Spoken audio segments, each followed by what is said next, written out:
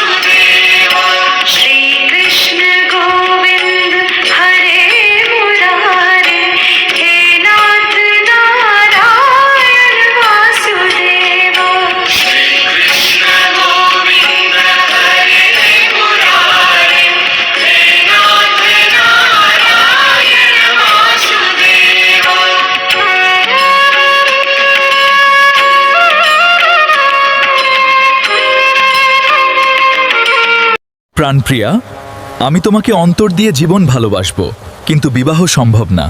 আমি বুঝতে পারছি, আমার প্রাণনাথ তুমি। গুরুদেব নিজামুদ্দিন আউলিয়াকে কথা দিয়েছি এ জীবনে আমি ধর্মচ্যুত হব না। পরের জীবনে আমরা দুজনে মিলিত হব। তুমি অপেক্ষা কর প্রিয়া। তুমিই আমার জীবন।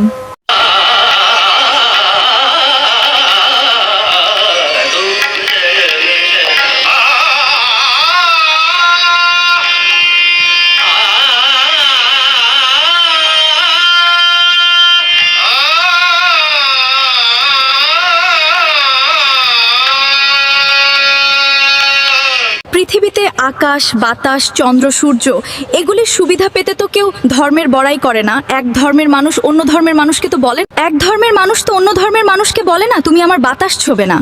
তাহলে এক ধর্মের মানুষ কেন অন্য ধর্মের মানুষকে জীবনসঙ্গী করে পেতে পারে না? আমার ধর্ম হিন্দু বলে আমির আমাকে ভালোবেসেও জীবনসঙ্গী করতে চায় না। আমি যে তার জন্য জীবন, মন, প্রাণ সব। জীবনে যার যেটা ইচ্ছা সে যদি সেটাই পেত, তাহলে প্রতিটি মানুষের জীবন সুখে শান্তিতে ভরে উঠত। আমিরকে জীবন, মন, প্রাণ সবকিছু দিয়েছি, আজীবন তার অপেক্ষায় রইলাম। সে যেদিন থাকবে না, আমিও এই ধরাতল থেকে বিদায় নেব, আমার প্রতিজ্ঞা।